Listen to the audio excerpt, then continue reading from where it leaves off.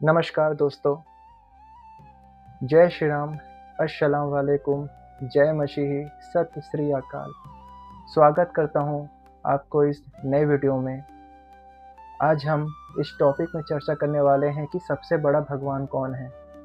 दुनिया में इतने सारे समुदाय हैं, हिंदू है, सिख है, मुसलमान है, ईसाई हैं और भी कम्युनिटी के लोग हैं और सबका एक सोच और समझने का तरीका अलग है भगवान को। तो हम कैसे पता करें कि सबसे बड़ा भगवान कौन है और सबसे बड़ा भगवान कौन होगा हमें पता हो जाएगा तो हम उनकी ही पूजा पाठ करके क्यों ना अपने जीवन में सुख सुविधा और जो हम चाहते हैं, हमारी मन की जो चाहत है उसे हम पूरा कर लें। तो अनिरुद्धाचार्य महाराज जी की एक वीडियो है जो मैं भी प्ले करूँगा, आप देखिएगा। उसके बाद इस विषय में चर्चा करेंगे, तो आप वीडियो देखिए पहले। गुरुदेव, मुझे ये पूछना है कि जो भगवान है, सबसे बड़े भगवान, वो कौन है?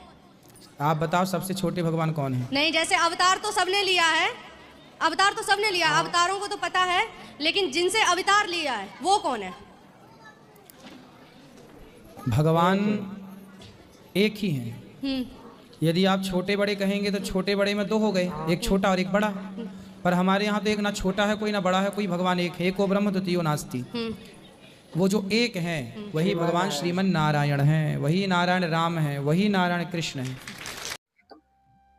अनिरुद्धाचार्य महाराज जी बहुत ही सरल भाषा में और जो उन लेडी को समझ आए उन हिसाब से उन्होंने बताया कि भगवान एक ही हैं, अलग नहीं है, दो लोग नहीं है, एक छोटा एक बड़ा नहीं है, वो एक ही है। तो जो अनिरुद्धाचार्य महाराज बोल रहे हैं वो 100% सत्य बात है। अब कैसे हैं, थोड़ा प्रैक्टिकल वे पे समझते हैं, क्योंकि YouTube में आप उठाएंगे तो सब बोल देंगे कि भगवान तो एक ही है, हमको मानने वाले हम अलग है, हमारी सोच अलग है। तो रियलिटी ही वैसे है।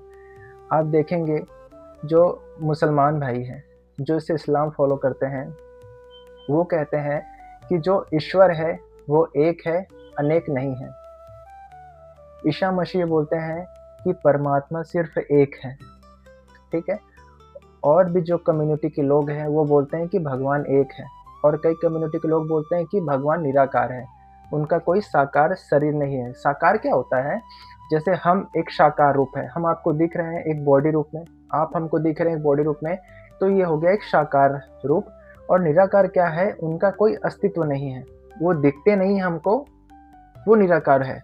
अस्तित्व है बट वो दिखते नहीं है, सो उनको निराकार कहते हैं। तो असली में क्या है ना, ये जितनी बातें हर समुदाय के लोग करते हैं ये सब बातें सत्य हैं। कैसे हैं? जो हिंदू सभ्यता में जो ईश्वर को पुकारते हैं भगवान रूप से, भगवान नाम से, भगवान का अगर हम शब्द देखते हैं, भगवान, भगवान, भ से भूमि, ग से गगन, व से वायु, अ से अग्नि और न से नीर, यानी ये 5 तत्व हैं, भूमि, गगन, वायु, अग्नि और नीर। इन 5 तत्वों में कौन से तत्व साकार हैं और कौन से तत्व निराकार हैं? भूमि एक साकार है, गगन, गगन यानी आकाश, आकाश साकार है क्योंकि हम उसको अपनी आंखों से देख सकते हैं।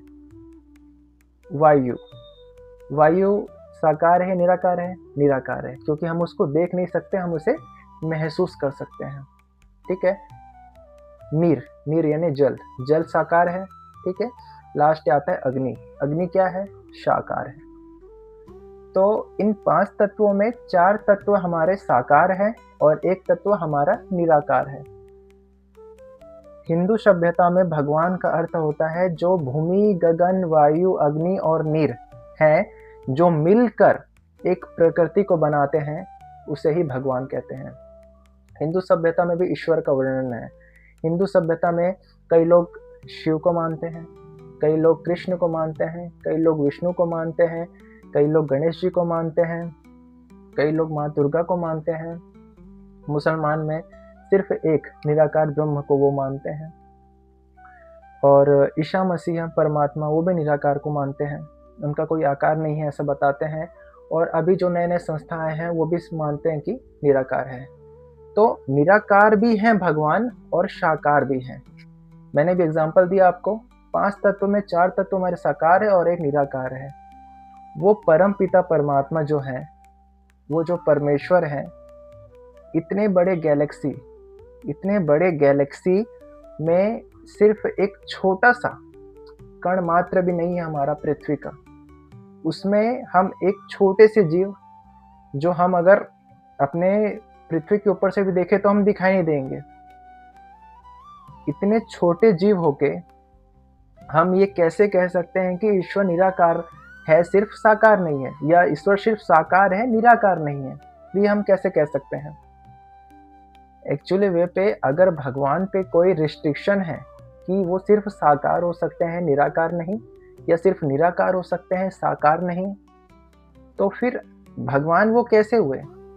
क्योंकि उनका जो अस्तित्व है वही में तो हम है ना, हम उन्हीं में तो हैं।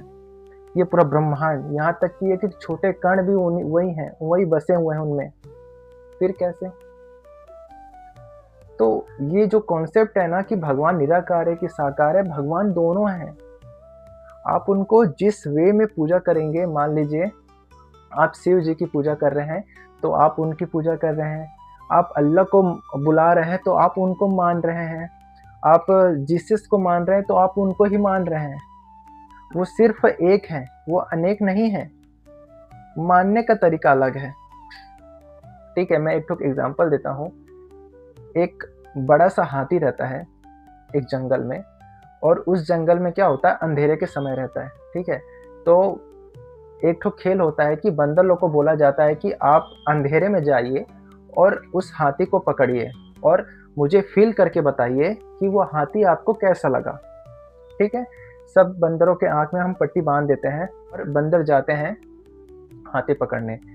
एक बंदर जो हाथी की वो टांग को पकड़ता है, एक बंदर हाथी की पूंछ को पकड़ता है, एक बंदर हाथी के कान को पकड़ता है, और एक बंदर उस हाथी के कमर्स को पकड़ता है। अब पांचों बंदर जब ये फील किया, उनसे पूछा गया कि आप बताइए हाथी कैसा था आपके लिए। तो किसी ने बोला कि हाथी एक बड़ा सा पिलर टाइप का है, मतलब एक लंबा जो सामान है उस हिसाब से एक हाथी है। एक व्यक्ति बोला कि वो सिर्फ एक रस्सी की तरह है, वो पिलर नहीं है, वो एक रस्सी की तरह है क्योंकि उसने उसकी पूंछ पकड़ी थी। तीसरे बंदर ने बोला हाथी एक बड़ा सा प्लेट टाइप का है, जो उनका हाथी का आप देखेंगे जो वो है आकार, वो एक बड़े से प्लेट की तरह है। एक व्यक्ति जब कमर को पकड़ा तो उसने बोला कि वो हाथी तो एक बड़ा सा वो है, मतलब उसका बड़ा सा एक सामान है। एक बंदर ने सूंड पकड़ा तो उसने बोला कि एक बड़ा सा मोटा सा एक लंबा सा वो सूंड है, वो हाथी है। तो इस कथन का अर्थ क्या है? जो व्यक्ति जिस भाव से व्यक्ति समझता है भगवान को, उसके लिए वही भगवान बन जाते हैं। समझ रहे हैं? तो अब व्यर्थ की बातों में मत पड़े। कौन भगवान है? मुसलमान के जो ईश्वर हैं वो भगवान है, हिंदू के जो भगवान है वही भगवान है, या जीसस जिसको मानते हैं वो है, कि और कम्युनिटी वाले जो मानते हैं वो भगवान है। वो सिर्फ एक हैं, उनका सिर्फ एक ही अस्तित्व है। हम उन बंदरों की तरह हैं जो उनको अलग अलग तरह से समझ रहे हैं। ठीक है, अब थोड़ा हिंदू सभ्यता में आते हैं। कई लोग बोलते हैं कि शिव जी बड़े हैं, कई लोग बोलते हैं कृष्ण जी बड़े हैं, कई लोग बोलते हैं विष्णु जी बड़े हैं, कई लोग बोलते हैं ब्रह्मा जी बड़े हैं, और कई लोग ये बोलते हैं कि माँ देवी बड़ी है। तो बड़ा और छोटा, आप पहले ये समझिए, हमारा जो माइंड का लेवल है ना वो बहुत सीमित है। ठीक है, हम अगर यहाँ बैठे हैं और 500 मीटर दूर में एक फाइट हो रही है तो उसकी आवाज़ भी हमारे तक नहीं पहुँच पाएगी। समझ रहे हैं? अगर 10 लोग लड़ाई कर रहे हैं, आप बीच में जाके उनको छुड़वा नहीं पाएंगे फाइट से, क्योंकि आप एक लिमिटेड है। आपकी जो सेंसेस है, आपकी जो क्षमता है वो लिमिटेड है। तो आप कम क्षमता से उस परमात्मा को कैसे समझ सकते हैं जिसने सिर्फ सोचने से मात्र इतनी बड़ी बड़ी गैलेक्सी, इतनी बड़ी बड़ी ब्रह्मांड बना दिए, इतने बड़े सूर्य बना दिए, 6-7-9 ग्रह को ऐसे खड़ा कर दिया है स्टेबल बाई कि वो सूर्य का प्रकाश उसमें आधा पड़ता है, आधा नहीं पड़ता है। पृथ्वी में 4 महीने बारिश होती है। मतलब कितना आप सोच सकते हो किस वे पे बनाया गया है। ऑक्सीजन बनाया गया कि व्यक्ति ह्यूमन जिंदा हो, पानी बनाया गया कि वो पी कर उसको भोजन बनाया गया, पेड़ पौधे बनाए गए। तो इतना जो हमारी भी जो खुद की स्वयं की रचना है वो उनके द्वारा ही है। तो हम सोचते हैं कि हमारा एक लिमिटेड माइंड है और हम उसको समझ जाएंगे। एक्चुअली सबसे पहले क्लियर कर देता हूँ, शिव जी, कृष्ण जी, विष्णु जी, गणेश जी, ब्रह्मा जी, खाटू श्याम, आप जिसको भी बोल दीजिए, सब एक हैं। आप आज शिव जी की पूजा कर रहे हैं तो बाय डिफ़ॉल्ट राम जी की पूजा कर रहे हैं। आप राम जी की पूजा कर रहे हैं, बाय डिफ़ॉल्ट आप कृष्ण जी की पूजा कर रहे हैं। आप कृष्ण जी की पूजा कर रहे हैं, बाय डिफ़ॉल्ट आप शिव जी की पूजा कर रहे हैं। यार सब एक हैं। वो तत्व जो है ना वो सिर्फ एक है, समझने का तरीका अलग है। हम बचपन से अपने घर में आए, हम देखते हैं कि हमसे बड़े हमारे पिता हैं, हमारे पिता से बड़े हमारे दादाजी हैं, हमारे दादाजी से बड़े उनके पिता हैं। तो हम बचपन से समझते आए हैं कि कोई किसी से बड़ा, कोई किसी से छोटा जरूर है। तो हम ये सोचते हैं कि भगवान भी भगवान से बड़ा कोई होगा, या भगवान बहुत सारे हैं और सबका एक लेवल होगा। नहीं, मैं बोला ना, हम लोग सीमित है, इतना सोचने की आवश्यकता नहीं है। कर्म अच्छे करो, ठीक है, आपका हिसाब कर्मों के आधार पे होगा।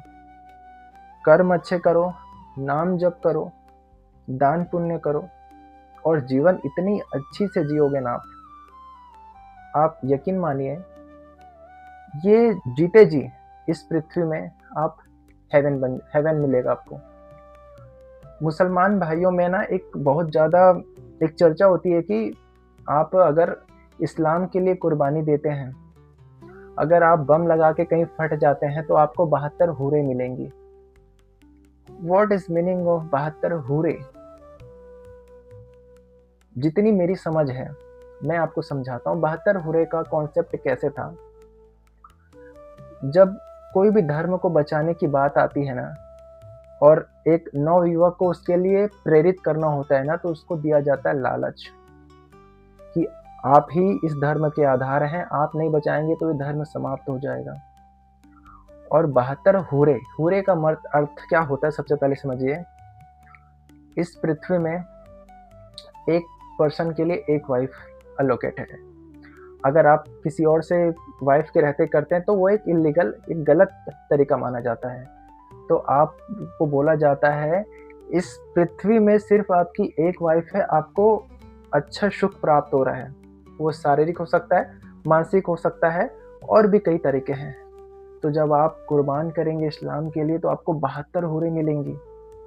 हूरें यानी परियां।